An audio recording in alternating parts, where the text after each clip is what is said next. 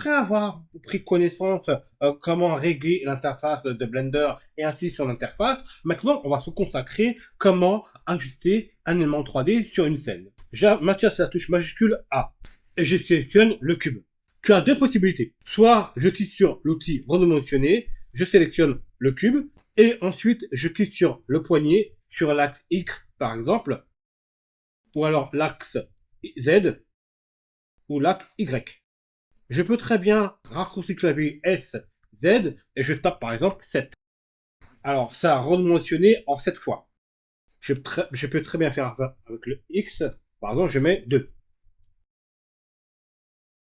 Pour faire une rotation, tu as un outil qui s'appelle tourner, et lorsque je vais cliquer dessus, tu as là le blanc, c'est tout l'ensemble du cube. Si tu veux quelque chose de plus spécifique, tu cliques sur le Y par exemple, ou alors le Z, ou alors le X.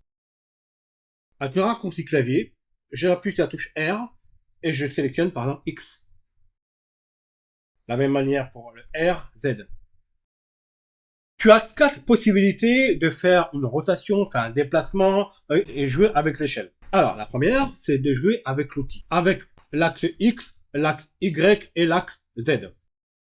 Tu peux activer le panneau d'options en appuyant sur la touche N, et là, je peux jouer avec la position, comme la rotation, et comme l'échelle, et comme la dimension. Pour remettre à son état d'origine, il faut cliquer vers le haut et vers le bas, et tu appuies sur la touche 0 et Entrée.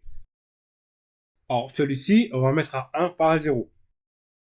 Et sur le panneau ici de réglage, tu peux jouer avec la position, comme la rotation et comme l'échelle.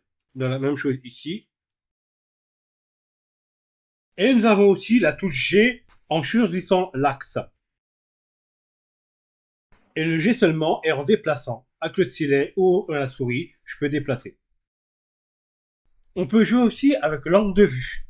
La touche 1, la touche 2, la touche 3, 4, 5, 6, ainsi de suite. Bon, c'est pas le but de la vidéo, mais c'est pour te montrer cette possibilité. Pour ajouter un élément, je fais majuscule A, et je prends par exemple le plan, je l'agrandis, je déplace la touche X, RX, 90 degrés, X. Je rajoute un autre élément, par exemple un cylindre, G, Z, et je fais SZ, GZ. Alors, il y a deux choses que tu dois garder en tête. La première, lorsque tu vas cliquer sur l'outil curseur et tu cliques ici sans faire exprès, tu vas pas s'amuser à replacer à ce point d'origine. C'est pas comme ça qu'on fait. Je maintiens sur la touche majuscule S et je clique sur curseur vers origine du monde. Donc si je veux rajouter un autre élément 3D, il me suffit juste de cliquer sur le curseur. Par exemple ici, je fais majuscule A et je prends par exemple le cylindre. Maintenant, je vais te montrer comment nommer chaque élément, comment masquer et isoler. Donc, par exemple, je vais nommer sol, donc double cliquant dessus, je fais sol. Je vais masquer en décochant la petite œil. Et si par exemple, je vais isoler cet objet, je sélectionne bien évidemment, et je appuie sur la touche slash. Ça permet d'isoler, et je peux travailler dessus. Alors, ça n'a pas disparu, hein, pas de panique. Et je rappuie sur la touche slash. Tu as la possibilité de fusionner plusieurs éléments. Par exemple, je prends ce cylindre, je mets sur le sol, je sélectionne les deux, je fais la touche CTRL J. Et là, à ce moment-là, c'est fusionné.